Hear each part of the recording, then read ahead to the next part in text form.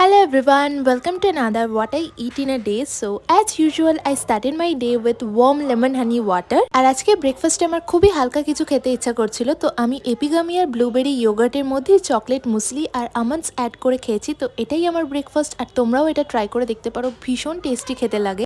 কালকে রাতে বাবা চিকেন বিরিয়ানি এনেছিল, যেটা চিকেনটা আমি খেয়ে নিলেও বিরিয়ানিটা খেতে পারিনি, তো ওটাই আজকে গারোর ডিজিটাল গ্যালাক্সি এয়ার ফ্রায়ারের প্রিহিট অপশানে একটু গরম করতে দিয়েছি, আর অন্যদিকে কেটে নিচ্ছি salad. So this is my lunch. বিকেলবেলা এখন আমি বানাচ্ছি নিজের জন্য ব্ল্যাক কফি, আর অন্যদিকে মামুনির জন্য চা। ফ্লেভার্ড কফিগুলো শেষ হয়ে গেছে, তাই আজকে নেসক্যাফে ইউজ করেছি, আর সাথে খেয়েছি এই বেকারির বিস্কিটটা। আর আজকে সন্ধ্যাবেলায় মামুনি দুধ পুলি বানিয়েছিল, তো সন্ধ্যার স্ন্যাক্স হিসেবে আমি এটাই খেয়েছি।